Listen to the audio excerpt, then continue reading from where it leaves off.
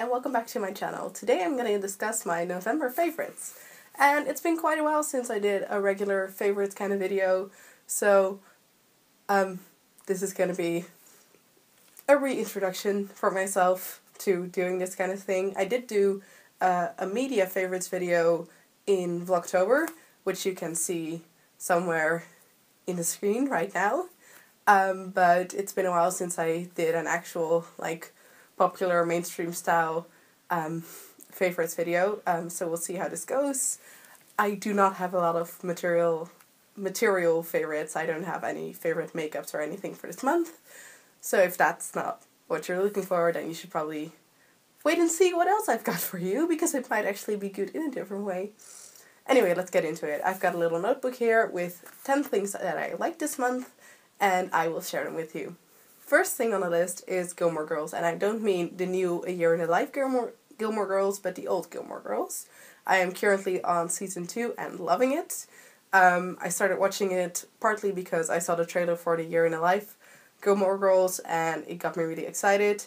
And partly because I've been seeing a lot of Gilmore Girls on TV late at night, like reruns, while babysitting, and it sort of sparked my interest, so I wanted to see the full story instead of a few episodes here and there. So I decided to start watching it, and I really like it, so I can definitely recommend that. I find it quite hard to explain why I like it. I think it's the upbeat tone of it, and it generally leaves me very happy, and I feel like the dynamic between the Gilmore Girls, which includes for me Emily, is very interesting to see, and sometimes is very relatable, and sometimes is just the polar opposite of it. I nailed that explanation, didn't I? Anyway, second thing is sort of intentionally put behind Gilmore Girls because it sort of has to do with it, but also totally not, and it is coffee making.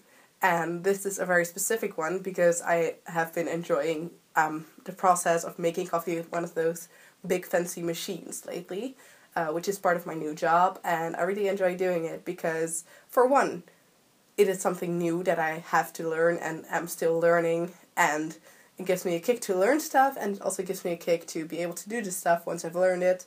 So I really enjoy doing that, and I also really enjoy understanding the process of coffee making a little bit more, so I've been really liking that, and I made a mean soy cappuccino the other day, so that was nice too. The third thing on my list is a very obvious one in my opinion. If you're in the watching the same circles as I am on YouTube, you will know of this, and you will probably love it as well, but it is the Intertwined EP by Dodie Clark, also known as Dodie. It's amazing, and I love it. It makes me feel really warm, and it has 4 full-length songs and 2 little skitty kind of talky bits. I never know how to call those. There's a word for it. Sort of interval pieces, like tiny 1-minute bites of sound with stuff in it. My favorite song, I think, is Intertwined or When, which are both songs that I hadn't really heard that much before. I've heard Absolutely Smitten from what it feels like 1,000 times before because it's in her outro on her channel.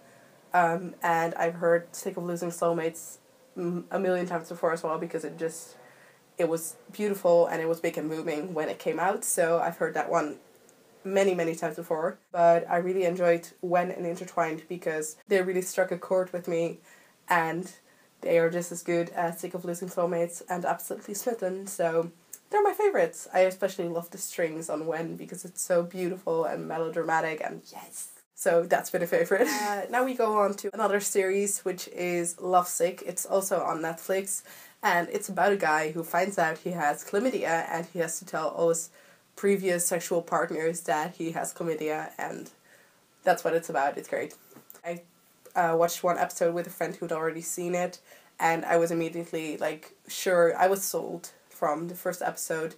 They're not really long, and there's only 2 seasons, so you'll be through it in no time. But it's a nice little light thing to watch when you're not really feeling up for 40 minutes of Gilmore Girls, for example, or if you just want a quick break from something, then it's perfect. My next favorite has to do with having a little bit of me time in between all my different jobs, because as you know, I have 6 of them.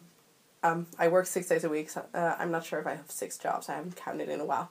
But anyway, with that comes the real need for some relaxation every once in a while. So a new favorite of mine is the Lush bubble bars, because I have been using bath bombs for quite a while, because they were something that I was familiar to before Lush in my life came around. But bubble bars were sort of new for me. But the other day when I went into Lush to get myself something to have a nice bath with, I decided to pick one up because I figured I should give it a try, and it was magnificent. I'll put the name of the bubble bar that I had in the description below because I forgot, but I still have some left, and it's pink and it's nice and it gives many, many bubbles. So it does its job perfectly and I really enjoy it. And I can't wait to try some more. The next two favorites are inspired by my job once again, because I was babysitting the other night and they had like a little crate full of clementines and like 2 bags of fresh mint.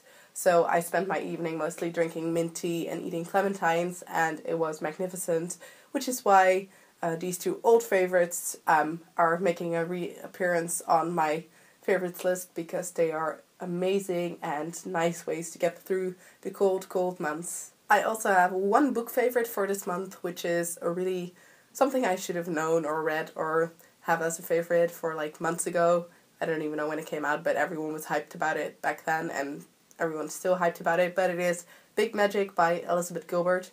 I really enjoyed this book. I read all of it. I think I started reading in the summer, but I've not really been great with reading in general lately, so I'm sort of starting to get back into it, and I read part of it in the summer, and part of it I read in the past few weeks during like babysitting stuff and everything, and I really enjoyed it. I think Nathan Z said something that sort of applies to this in a video last week or a few weeks ago, a video called YouTube is Boring, and he said that he needs to consume media and other arts from other artists in order to make art himself, and I really connect with that. I understand that so much because I feel like I feel inspired when I watch a good series or when I read a good book, and this book definitely did that for me.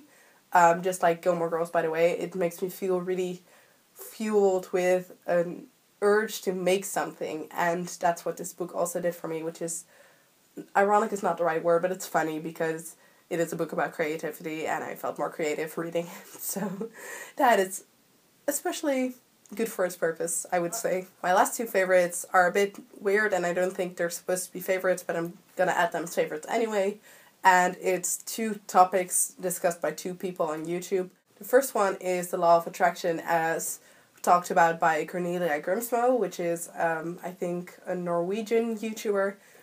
She lived in LA for a while, and she has a really interesting life. She's also a vegan. She made a sort of mini-series of 4 parts at this point about the law of attraction, and I thought they were really interesting, and they made me very interested in the topic of the law of attraction, and I've been sort of dabbling in that for a while now, and I'll probably make a video on something related to it in the near future. And the other YouTuber and topic that I've been very interested in for the past month is minimalism, as discussed on Sarah Nurse's channel. I'll link both channels below, by the way, just so you know.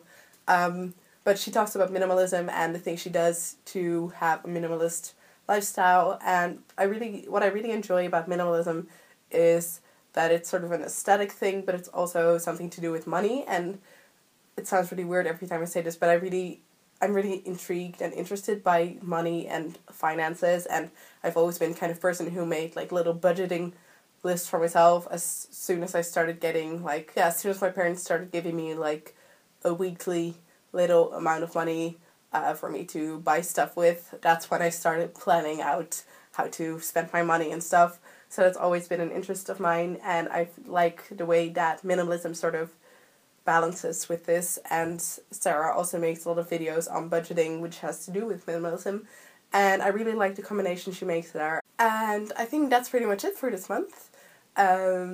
If you enjoyed any of these favorites, or have favorites that I might enjoy as well, please leave them in the comments below. If you liked the video, give it a like. If you have not been subscribed to my channel yet and you did enjoy this video, and you might want to see some more in the future, please subscribe, and I will see you again soon. Bye!